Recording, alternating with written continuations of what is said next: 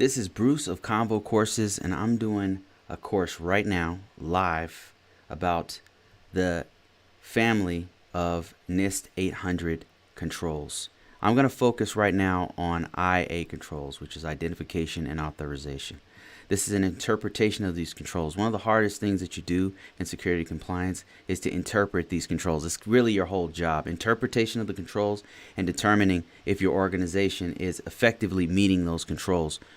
Before you can assess whether or not they're effectively meeting those controls, before you can determine if they have implemented those controls, you have to understand what those controls are. So that's what we're going to focus on.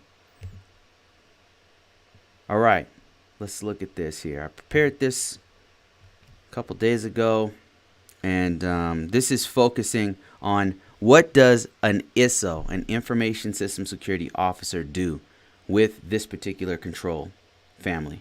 So this is identification and authorization. So when we're talking about the NIST controls, we're talking about 20 controls in total. And so in particular, we're focusing right now on just this one, IA controls, identification and authorization. We've got tons of other ones. And if you're interested in getting in deeper into these, you can go to ConvoCourses if you're not already on ConvoCourses and check out some free courses that talk about some of these controls. Let's get into this one. This particular family of controls, identification and authorization, has 20 set of controls. Now, when we're talking about controls, we're talking about security enhancements to your system that's going to protect your organization's confidentiality, integrity, and availability. So we're just trying to protect their data, right? So a security control means things like, a good example of one would be, well, what we're talking about now, which is passwords, username and passwords. That is a security control. And that's what this one is all about. How do we secure the system so that we know who has logged into the system and we know that that person has a specific level of access? The only way to really control that is to identify everybody logging into the system and making sure that we control who has access to that system. That is what IA is all about. That's not information assurance. Like, that's another term that we use in security, cybersecurity, but identification and authorization. All right, let's start with the very first one. The very top one you see here is policy and procedure. Normally, when you're talking about a -1, any kind of control in the NIST Control 800 family, if you say -1, that means policy or procedure. And that's just pure documentation. It's very, very important. But before we get into that one, let's talk a little bit more about what this is. What is identification and authorization? You use it every single day, probably 20 times a day, right? So anytime you log into your social media, you're using identification and authentication. Anytime you log into your system at work, you're using identification and authentication. If you use a VPN, same thing. Right? Anything you use, you're going to have to use these two sets of these two things. Identification is identifying you as a unique user. That means that it's going to distinguish you from everyone else who's logging into that system, whatever the system may be. Authentication is a unique code, a metric, a PIN. It doesn't have to be a password. It can be biometrics. It's something that identifies you specifically and allows you to get into because somebody else could, of course, use your username. But if they don't know your authentication, if they don't know your PIN number, if they don't have your unique password, if they don't have some kind of a code that identifies you, that authenticates you, then they're not going to get in. That's INA in a nutshell, identification and authentication. All right. So there's many different aspects to this, many different ways to implement INA. So you've got MFA, which is multi-factor authentication. Some people call it a two-factor authentication, or 2FA, if you've ever seen that. And you see Duo, you see HID, you see RSA. These are all different products that are used to implement things like multi-factor authentication. You also, of course, have username and password, but there's just many different ways to authenticate. And it's usually something you have, something you know, or something you are. So something you are would be like your eyes. Like if you ever use a retina scanner, it's using your eye retina, the unique pattern in your eye to to authenticate you. Or your fingerprints. That's another one. That's something you are, right? Because only you have that unique fingerprint. Another one would be, I've heard a weird one, like the length of the bones in your hands. I've heard that there's a system that does that. So there's many different ways to identify something you are. Facial recognition is something you use probably on your phone all day long, 20 times a day, right? If you have that implemented on your phone. But that's something that you are. Another one would be something that you have. That'd be like your CAT card. It can also be your phone. It could be an RSA key. It could be like a little key fob that you plug into your computer, and only you have that access to that key fob.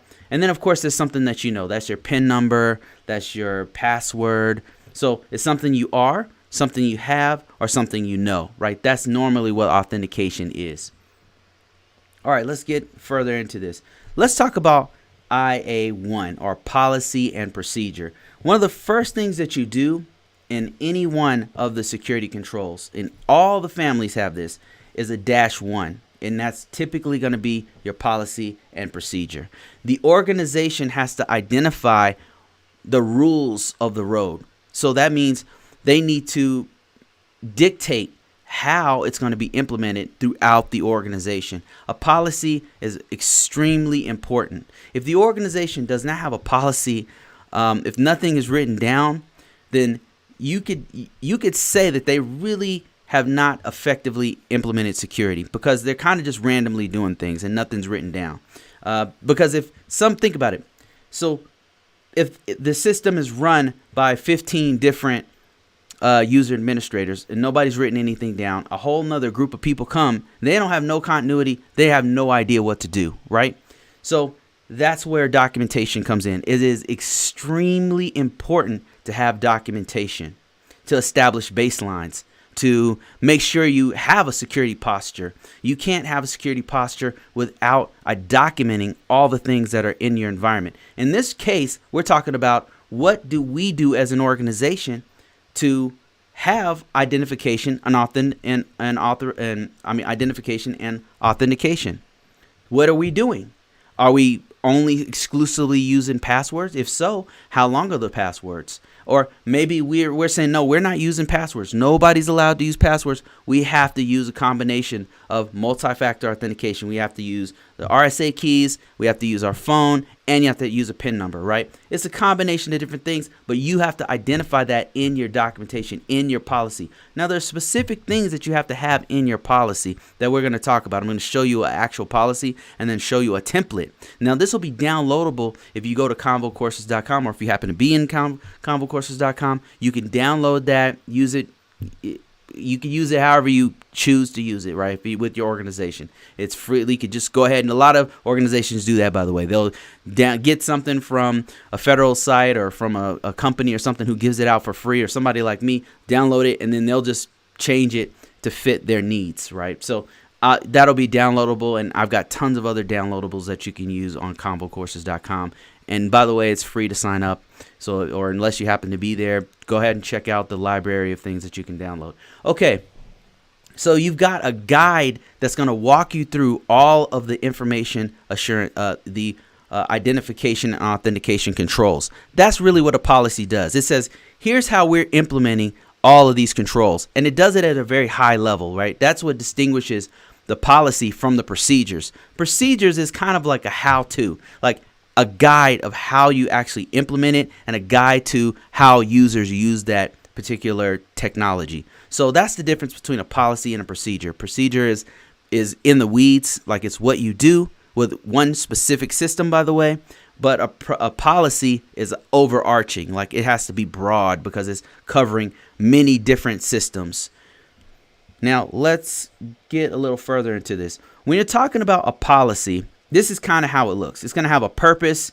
The purpose is going to describe what the document is talking about. It's going to have an authority. It's going to reach back to where the codes or the laws that come into play to implement this. And in our case, if you're working with the federal government, it might be something like a FSMA, which is a law, an act that was passed in 2002 and then again in 2014.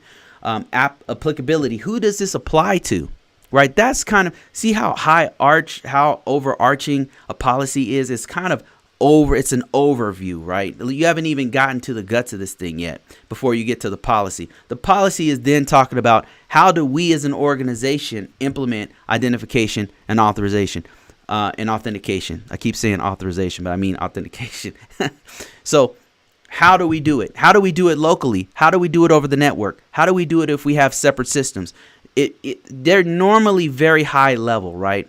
So you don't normally go in the weeds. Now let me show you an actual policy here. If I can get to an actual policy and just to kind of show you how they look. Here's an actual policy. This is online. This is freely available. You could actually follow along. This is on Office of Chief Technology Officer at octo.dc.gov. They just publicly made this available because there's no there's no IPs in this, there's no vulnerabilities in this. So, it's just basic information of here's how we do it, right? It doesn't even mention any specific technologies, right? Because a policy can be that broad. And really, the larger your organization, the more broad the policy should be because you've got all kinds of technologies there. You can't be too specific with it when you have an organization that is that large.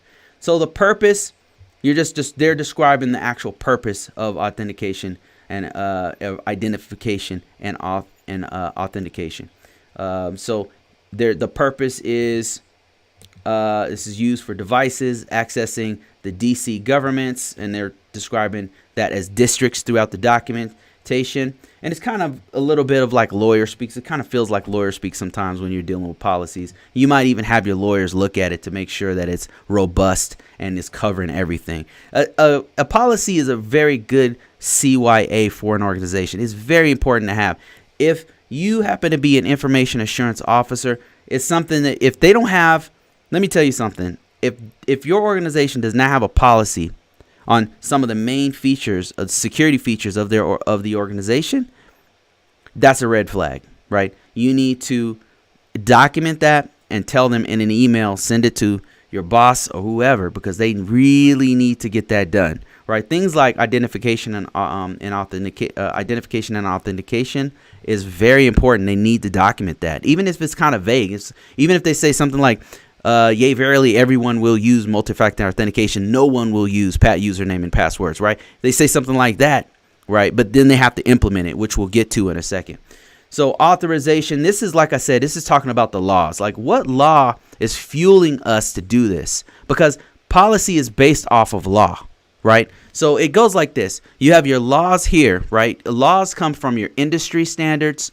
Like if you happen to be in banking, you have Sarbanes-Oxley. There's certain requirements that as a bank you have to meet. So you have to do those things. If you're in healthcare industry, you've got HIPAA and things like that. You would probably mention HIPAA in there. HIPAA is an actual act, and you would put that in there. If you're in the federal government, you're talking about FSMA. You're talking about things from the OMB. You're talking about things from whitehouse.gov. So there's different laws that will be put in the authority that govern what you're doing. It goes laws, right, that come from federal, state, industry. Then you have policy that are making sure that you are following those laws. And then you have procedures. Procedures are based off of making sure that you're meeting the policy effectively. Okay, so let's keep going. Applicability is who does this pertain to? Does it pertain to third-party providers who happen to be on your network? Things like that. And then we get into the actual policy itself. This is where we're talking about the identification and authentication for organizational users. And then you might have one for one thing you might have is a separate one for contractors. Here's how when guests are logging into our network, here's what they will do.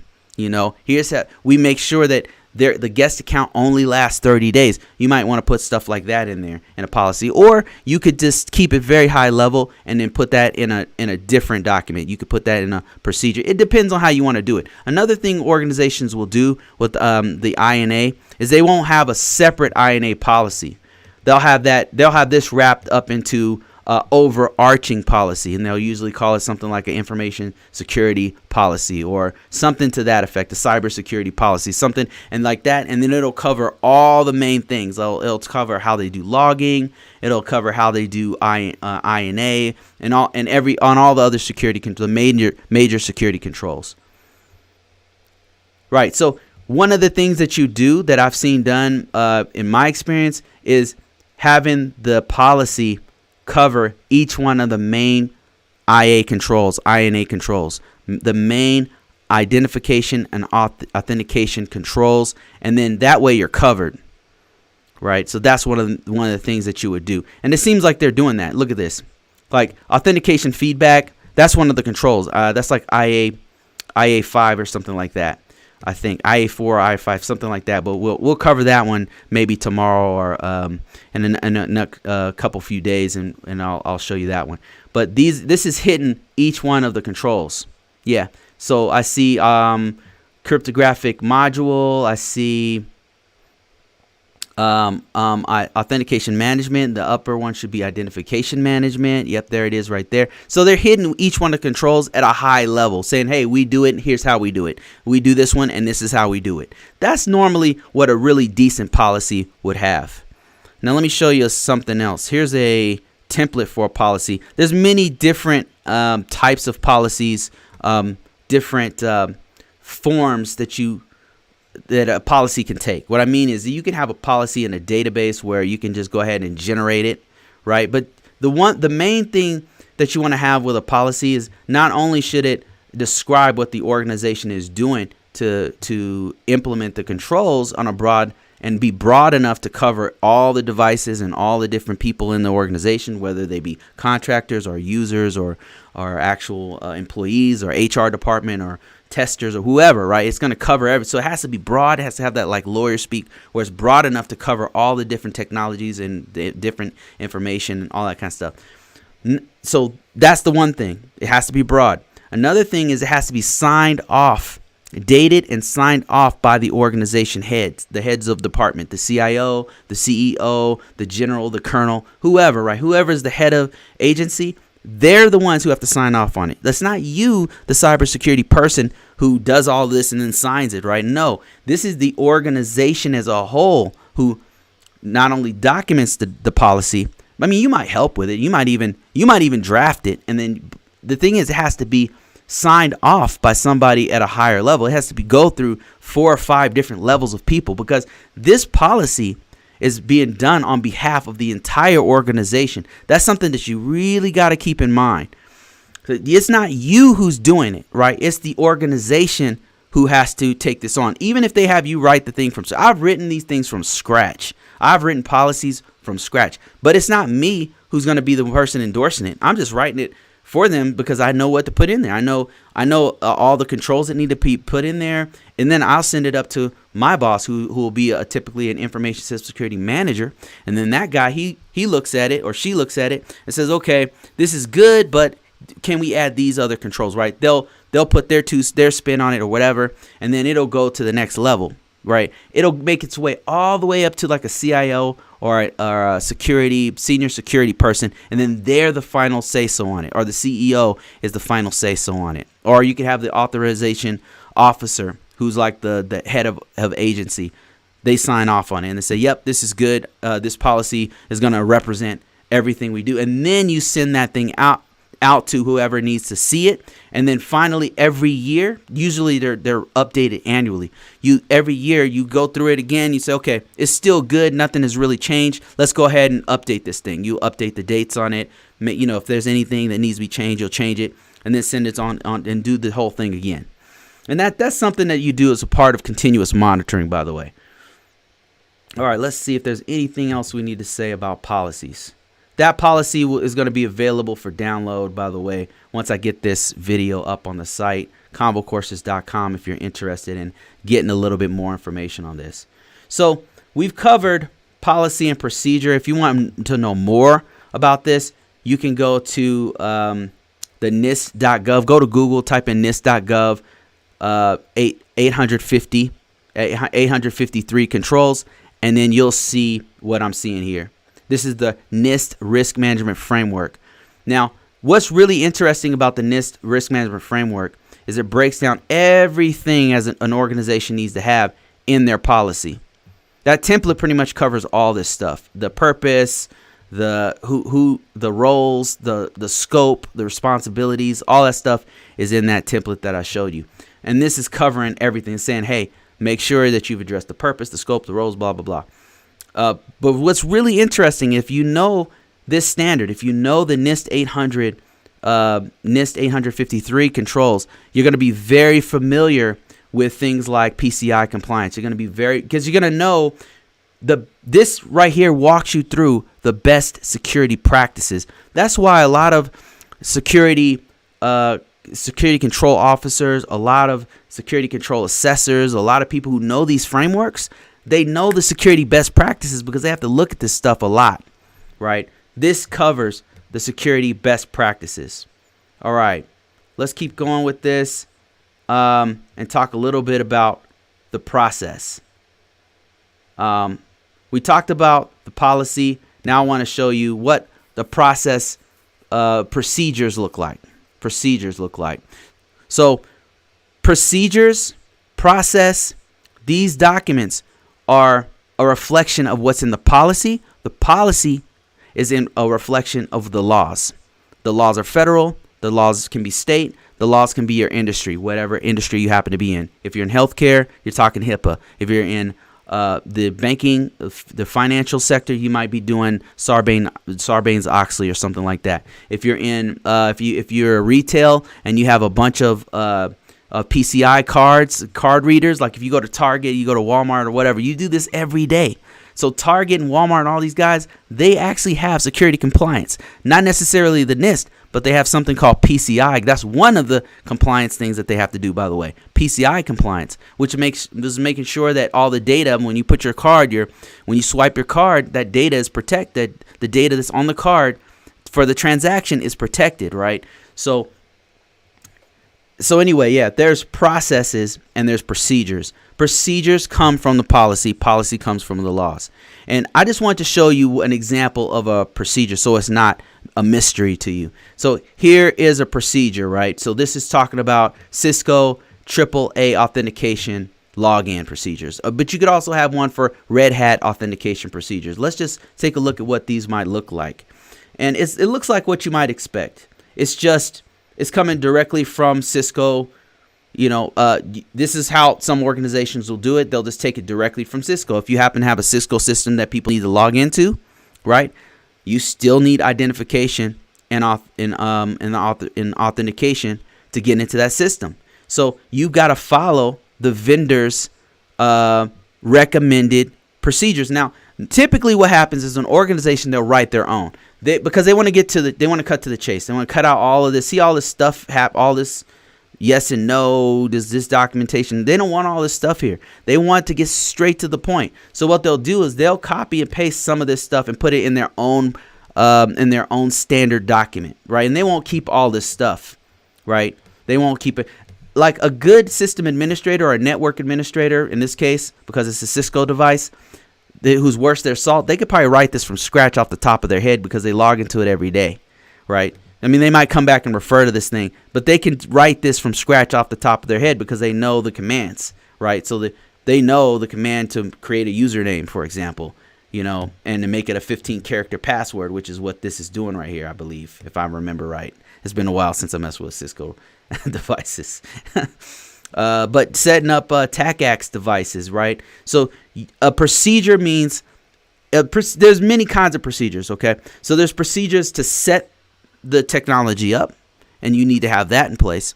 But there's also procedures for the actual operational users. So that's what we mean by procedures.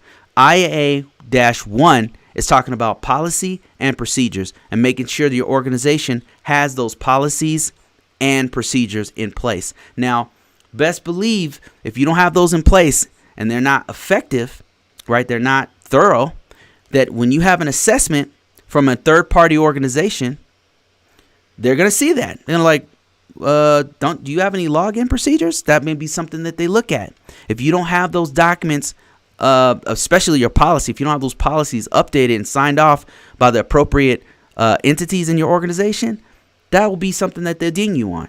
And that's a big one because policies are super important. Procedures are very important too, don't get me wrong, but they don't have to be as tight. They can look like just about anything, right? You can literally copy and paste this, put it on a Word document, put your letterhead up, and then that's it, right? It doesn't necessarily have to be signed or anything. You just have to say, yep, this is the procedure that we use. So it's kind of loose because they really understand that there's all kinds of technology. They change all the time, right? The main thing is that everybody knows what they're doing, right? One of the things that auditors do is they'll walk around and then they'll do an interview. Let's say, do you have procedures? Have you seen the procedures to log into this TACAC server? You're a system admin, you're a network admin. Do you guys have procedures for that? Let me see them, right? They might say something like that. So that's it for today, guys. I'm going to start doing these short lives. This gone 25 minutes. I'll do another one tomorrow. What we'll do is we'll talk about IA-2. So I'm going to start tomorrow at 6 o'clock, and we're going to talk about IA-2. If you have any questions whatsoever during these sessions, let me know, and we'll talk about it.